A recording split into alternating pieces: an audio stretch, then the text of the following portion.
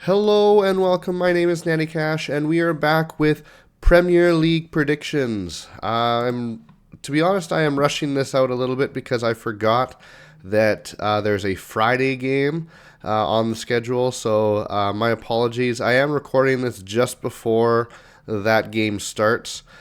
So again, there's nothing that I'm looking at that gives away anything. I'm not faking these predictions, so I just want to clarify that. But we're going to get right into it and take a look at the match day 9 matchups that we have here. Already getting into the thick of things in this Premier League season. As you can see, last week I'm writing the format a little bit differently than I've done in the past. Instead of it being out of a total, I'm basically saying so last week being 5-5. That means I got 5 correct predictions, 5 incorrect predictions, and so then my overall, I'm not getting exactly 500, although it is a little bit more difficult with footy games because there are 3 different results that are possible. So hoping to get above that 500 soon here, and hopefully this week can do it for me. The first matchup we have is the Friday night matchup, which is Leicester versus Nottingham Forest. Leicester have done reasonably well over the last couple weeks, getting 2 wins in the last couple games. They really needed that as they were sitting towards the bottom. Now they're a little bit above, and right now sitting in 14th. Where then Forest has had a very solid start to their season. Even getting draws against Chelsea are vitally important, and they got another win. That was one of the wins I predicted against Crystal Palace. And so, when you look at these teams, they're both trending upwards. Forest is doing well to be in the top half of the table, which is actually pretty solid. I do, even though Leicester got 2 wins, it was a home win against Bournemouth, and because of a red card, in my opinion, then they were able to get the win in Southampton. So I do see Forest as the better team here, but I think it's going to be close. I think Leicester's going to have a lot of confidence going in, so I'm going to maybe go a 2-1 victory for Nottingham Forest. Next, we look at Aston Villa hosting Bournemouth. Again, Aston Villa is having a really good year.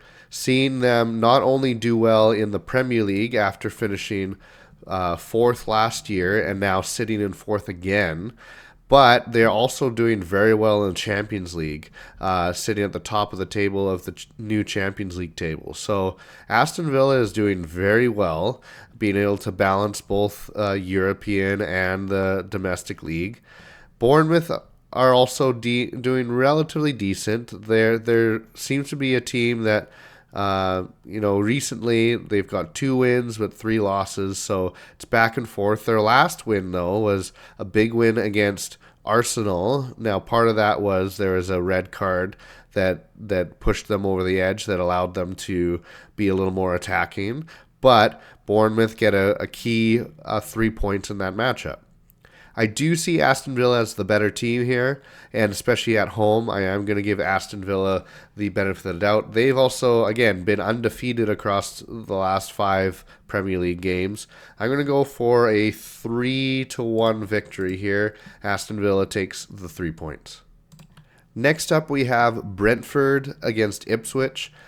Brentford did well, I think, but not enough to beat Manchester United at home or in Old Trafford. They did do well previously by getting a good win against Wolves, a 5-3 victory. Ipswich are kind of interesting too. They've been struggling. They haven't got a win on the board yet. They're one of 4 teams that have yet to produce a win. So it'll be interesting to see, when some of these teams are going to be able to turn it around and get 3 points on the board. I do lean that Brentford would probably win this one. Ipswich not even be able to score a goal against Everton, losing 2-0. I think Ipswich, there's a lot of struggles there now, and maybe this quick jump from League One to the Premier League is now you're starting to feel that a little bit. They might have to readjust and make some changes in order for them to get some of those wins on the board, but I don't think it's going to happen here. I think it might be kind of pretty confident, maybe actually, I'm going to go another 3-1 victory here for Brentford up against Ipswich. Next up, we have Brighton and Hove up against Wolves. Brighton did well, and one of my predicted scores exactly was a nice win up in Newcastle, a 1-0 win. Brighton are looking solid, sitting right now in 5th in the league, right, which is, I think, maybe higher than what most people thought they'd be. Maybe they'd be closer to mid-table or, maybe in that 10th, 9th position. But they're doing well so far and having a good campaign. Wolves, on the other hand, it seems more dismal than anything. They're continuing to lose. Only 1 point in the whole campaign. Have not gotten a win yet. And their last 5 games have all been losses as well. So it's tough for me to then see that the Wolves are going to get anything of this game. And I think Brighton's offense will, be pretty tough to stop here. So I'm going to go for maybe a 3-0 victory here. Sorry, Wolves fans, but it's going to continue to be a struggle for you throughout this year. On a potentially similar note, we've got Manchester City facing off against Southampton. Man City, again, good year as always. They have quality players. Having a home matchup against Southampton does not look good for Southampton. Southampton, again, they got a draw about 4 weeks ago or 4 games ago, but that's their only points that they've had this entire year. They tried to get and were close to getting some points against Leicester, but red cards and some tough defense or some leaky defense allows them to lose their opportunity to get more points there. So unfortunately, it's going to be more woe for Southampton. I'm concerned that this is going to be a really tough win. This could be where Man City kind of rotates almost, because if they want to rest after their Champions League draw over the midweek, that this might be the time to do it. It's tough, right? I'm going to say maybe 4-0 victory. I think it's going to be pretty straightforward for Man City to get the victory here. Next, we have Everton hosting Fulham. And this one's interesting because Fulham, I think, have had a decent start to their year. However, again, some struggles. Now, their schedule has been against some tough teams. Like, they did get a tight win against Nottingham Forest, but then they had a loss against Man City, which, that's probably expected, but 3-2, pretty solid for them, despite the loss. And then they had a loss at home against Aston Villa, some red cards involved in that game. And I do see them as a solid team. I think they have the potential to be sitting in the top 10, maybe right around that middle mark by the end of the year. Right now, they're actually sitting in that exact spot in 10th. But Everton have actually started to turn things around a little bit, right? They've gotten some in the last 3 games. They've won 2 of them. They've gotten 8 points out of the last 4 games. So despite their slow start, they're now starting to put some wins together. And it'll be interesting to see how that goes. I think their defense has worked hard. And so this one, it's hard to guess. I would give Fulham the edge, but Everton is looking pretty solid. And I think even with them at home, I'm going to say that this is going to be a draw. And I'm going to go for a 1-1 draw. Everton gets more points on the board. Fulham's probably disappointed by this result, but I think Everton is the team that's kind of moving in the right direction, able to get points on the board, and they are going to get 1 here. The next matchup here is actually a pretty interesting one. We got Chelsea hosting Newcastle. And Chelsea's been a team where they've been good offensively, but let in a lot of goals.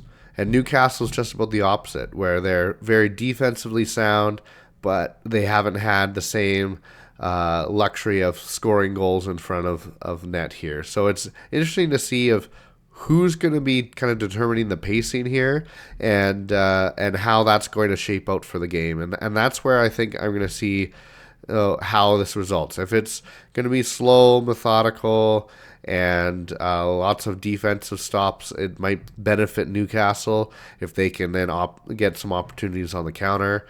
But if it's free flowing, attacking, right, back and forth, that might be the benefit of Chelsea. And so I'm going to kind of go in the middle here and say maybe something like, well, I guess maybe the scoreline is a little bit more fitting for Chelsea, but I am favoring them to get a win here. I'm going to go for a 3-2 victory for Chelsea.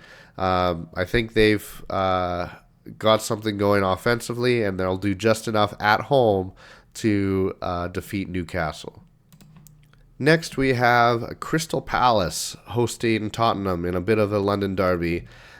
Crystal Palace has been struggling this year. No wins on the board. Looking to try to get a win. I think they're going to be in tough against a Tottenham team that has done decently well. I think are right in the mix for pushing for Champions League. It'll be interesting to see where they land after all of this. But sitting in sixth right now is in a solid position at the moment. So I am going to give Tottenham the victory here.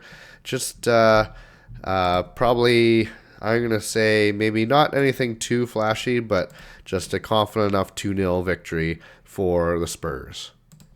The next matchup here is West Ham hosting Manchester United.